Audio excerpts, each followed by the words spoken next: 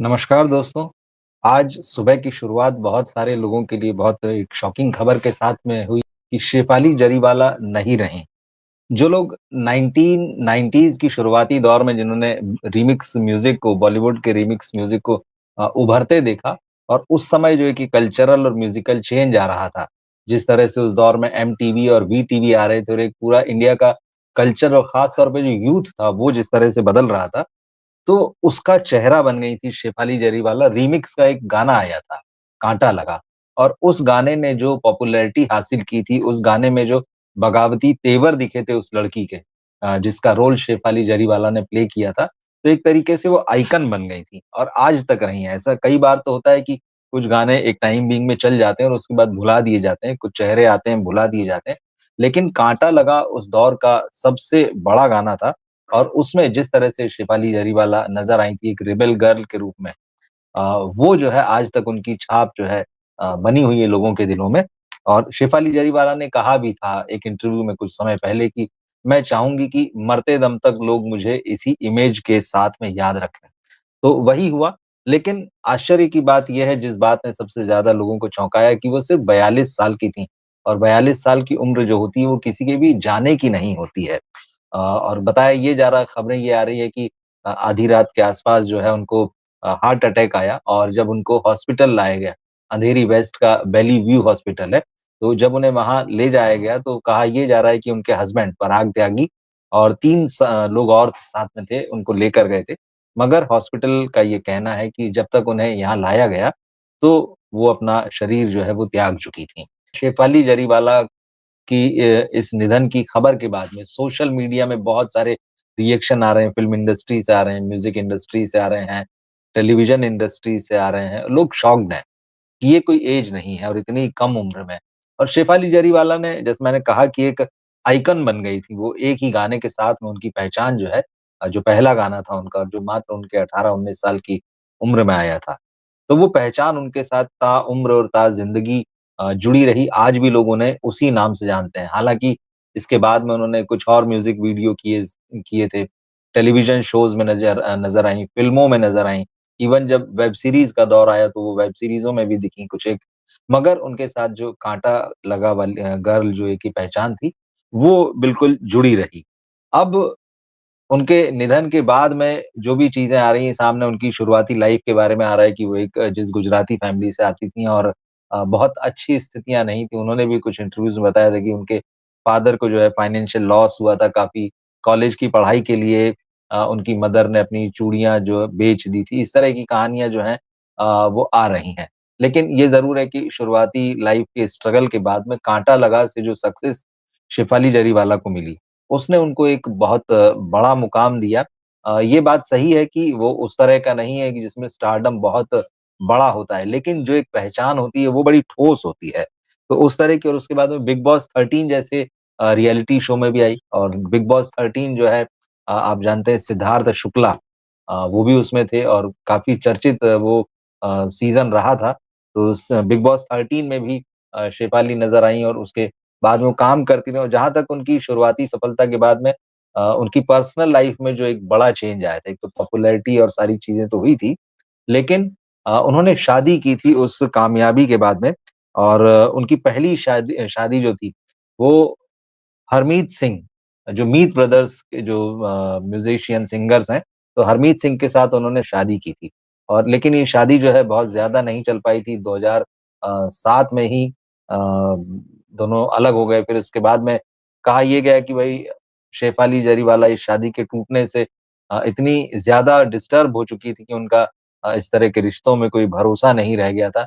लेकिन फिर बताया जाता है कि पराग त्यागी से उनकी एक पार्टी में मुलाकात हुई और धीरे-धीरे वो दोस्ती में बदली। हालाँकि शेफ़ाली नहीं चाहती थी कि इस दोस्ती को अगले लेवल तक ले जाएँ और किसी तरह की रिलेशनशिप में रहें उनके साथ में। मगर बताया यही जाता है कि पराग त्यागी बहुत कमिटेड थे उनको लेके और उन्होंने बहुत भरोसा और विश्वास जीता शेफ़ाली जरीवाला का। और आखिर तक दोनों की केमिस्ट्री जो है बहुत अच्छी रही। दोनों ने कुछ टीवी शोज़ में हिस्सा लिया। पर्सनल लाइफ़ भी उनकी जो सोशल मीडिया में दिखाई देती रही, जो पोस्ट वगैरह उनके साथ में कहीं जाने के, छुट्टियाँ मनाने के या जो भी उनकी पर्सनल बॉन्डिंग के थे घर में भी, वो सोशल मीडिया में दिखते रहे और पराग त्यागी जो है उनके एक अच्छे हमसफ़र साबित हुए। लेकिन लास्ट मोमेंट में इस तरह से अचानक जो हुई है घटना उसने हर किसी को चौंकाया है। और शेफाली जरीवाला के बारे में एक और बात थी जो उन्होंने खुद ही बताई थी। उन्हें मिर्गी का दौरा जो है उनकी टीनेज लाइफ में पहली बार आया था और वो इस बात से जो है एक तरीके से कभी भी उबर नहीं सकी, या तो वो मेडिकेशंस पे रहीं या फिर अपनी लाइफ में इस तरह से एडजस्टमेंट उन्होंने की है कि ये समस्या उन्हें आगे चलकर परेशान ना करे। तो उन्होंने बताया था कि मेरे ऊपर उस वक़्त टीनेज जो होती है तो पढ़ाई का बहुत ज़्यादा प्रेशर था, घर के कुछ प्रेशर थे, वो सारी चीज़ें। तो इस वजह से जब ये एक मिर्गी का दौरा जब उनको आया और फिर वो दवाई वगैरह से ठीक हो गया, लेकिन फिर उन्हें हमेशा इस बात का ख़्याल रखना पड़ा। 2 शादियाँ हुई लेकिन वो कभी भी माँ नहीं बनी, ये भी उनके जीवन का एक पक्ष था और खुद उन्होंने कहा था कि वो और पराग मिलकर एक बच्चे को गोद लेना चाहते हैं। लेकिन वो भी चीज़ जो है वो पूरी नहीं हुई। तो ये लाइफ़ है, देखिए आप बहुत सारी चीज़ें चाहते हैं, वो नहीं होती और बहुत सारी चीज़ें जिनके बारे में आपने सोचा भी नहीं होता है, वो रातों-रात हो जाती है। तो शेफ़ाली जरीवाला की लाइफ़ कुछ इसी तरीके से थी। जब वो कॉलेज में पढ़ रही थी तो अचानक उनके पास में राधिका राव और विनय सप्रू का ये ऑफ़र आता है कि वो उनके वीडियो में कांटा लगा जो रीमिक्स वीडियो था, उसमें वो लीड बन जाएँ और उसमें जो है वो डांस करें। और शेफ़ाली जरीवाला उसमें काम करती हैं और उसके बाद रातों-रात उनको वो स्टारडम मिलता है कि वो एक आइकॉनिक फ़ेस बन जाती हैं और ऐसा चेहरा जो आज भी जैसा था वैसे ही है।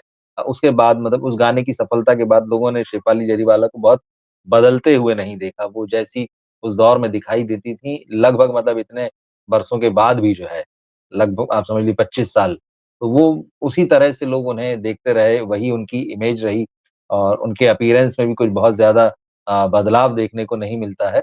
तो एक सफलता थी और वही सफलता जो है उनके साथ ताउम्र जुड़ी रही और ये गाना जो है आज भी जो है बिल्कुल सुना और देखा जाता है।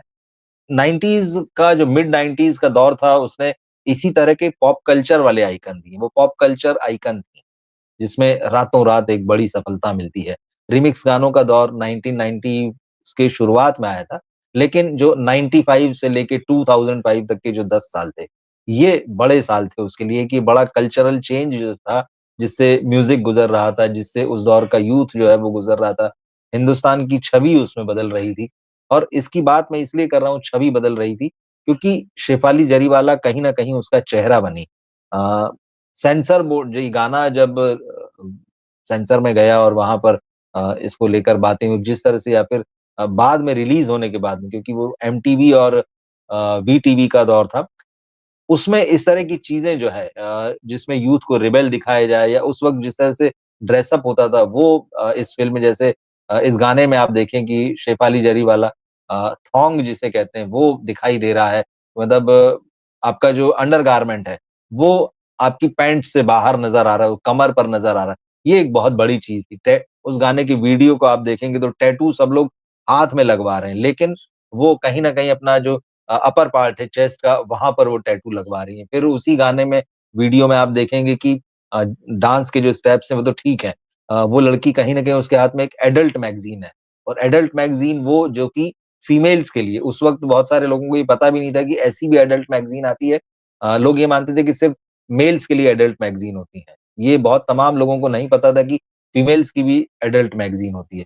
तो वो उस एडल्ट मैगज़ीन के साथ में है जो कि फीमेल्स के लिए जिसमें मेल्स की तस्वीरें छपी। तो वो एक बहुत बदलाव का दौर था और उस बदलाव के दौर में ये जो गाना आया था कांटा लगा इसने जो है काफ़ी आप कहना चाहिए कि सनसनी पैदा की थी। और भी चेहरे थे उस दौर में, मेघना नायडू का चेहरा उभरा था उसी दौर में मलाइका अरोड़ा भी उभर कर आई हैं और भी कई चेहरे आए थे। लेकिन जो एक गाने के साथ ही केवल एक गाने के साथ जो नेम, फेम आप कहिए और एक लंबी पहचान जो शेफाली जरीवाला को मिली। और इस गाने को लेकर भी पिछले दिनों राधिका राव और विनय सप्रू ने एक इंटरव्यू दिया था सोशल मीडिया के यूट्यूब के एक चैनल पर। तो उसमें लंबी बातचीत की थी, उन्होंने इस गाने के बारे में बातचीत की थी। बताया था कि किस तरह से ये गाना जो है आइकॉनिक हो गया था और उन्होंने ये भी कहा था कि सलमान खान ने उनको बुलाकर इस मामले में थोड़ी फटकार वगैरह लगाई थी कि भाई तुम लोग ये किस तरह की चीज़ें फैला रहे हो यूथ में, इस देश में। सलमान खान के को लेकर हमेशा ये है कि वो थोड़ा-सा इन चीज़ों के कभी भी फ़ेवर में नहीं रहे हैं और यही वजह है कि खुद सलमान खान को कभी बड़े पर्दे पर किसिंग सीन देते हुए नहीं देखा गया है। और वो इस चीज़ को लेके हमेशा रहें कि भाई हमारा कल्चर है, कपड़े व्यवस्थित पहनना चाहिए।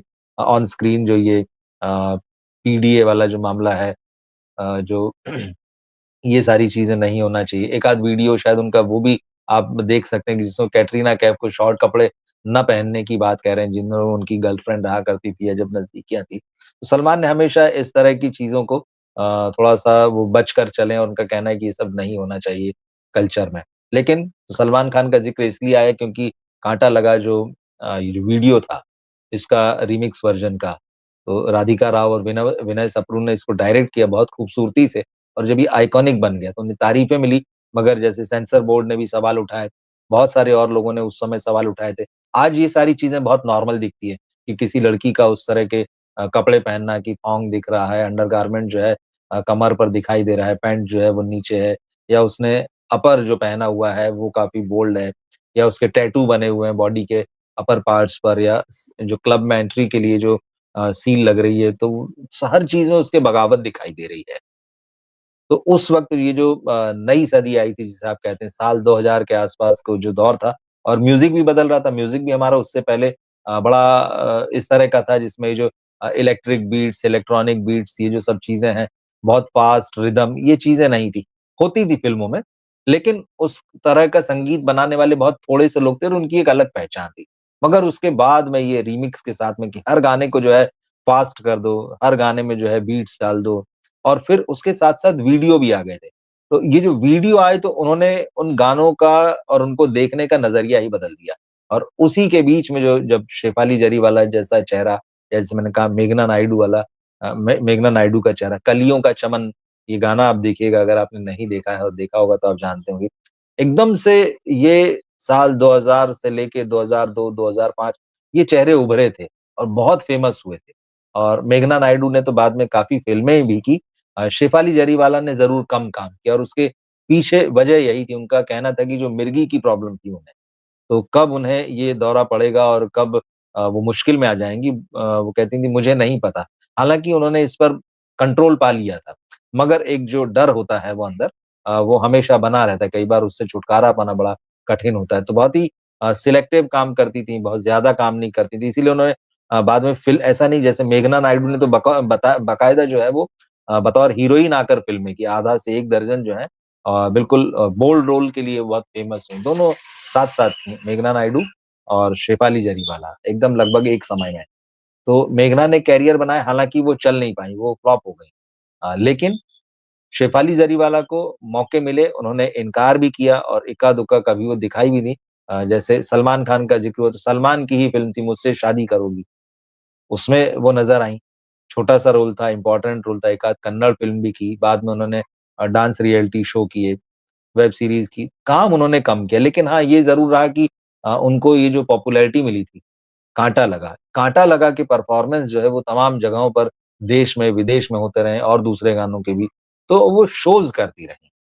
तो एक तरीके से लाइव शो करना है वो उनके लिए ज़्यादा उन्हें ठीक लगा क्योंकि उन्हें लगा कि इसमें लाइव ज़्यादा कंट्रोल में है। क्योंकि फ़िल्मों की शूटिंग हो, गाने हों, वेब सीरीज़ हो, सीरियल हो, उनकी अपनी डिमांड्स होती हैं, उनके अपने शेड्यूल होते हैं। वहाँ का अपना टेंशन होता है। तो ये सारी चीज़ें तो उन्होंने बहुत अपने तरीके से एक लाइफ़ जी, लेकिन हाँ, किसी को ये अंदाज़ा तो बिल्कुल नहीं था कि सिर्फ़ 42 साल की उम्र में जो है वो इस तरह से गुज़र जाएँगे और इस तरह का हादसा होगा। तो आज सुबह-सुबह की खबर हालाँकि ये खबर कल देर रात आ गई थी 1 बजे के आस-पास ये खबर आई थिंक मीडिया में फ्लैश हो गई थी। मगर क्योंकि उस वक़्त तक जो है लगभग सभी लोग जो हैं वो सोने चले जाते हैं और फिर अर्ली मॉर्निंग की खबर बन जाती है इस तरह की चीज़ें। तो हम अपनी तरफ से श्रद्धांजलि व्यक्त करते हैं, श्रद्धांजलि देते हैं शेफाली जरीवाला को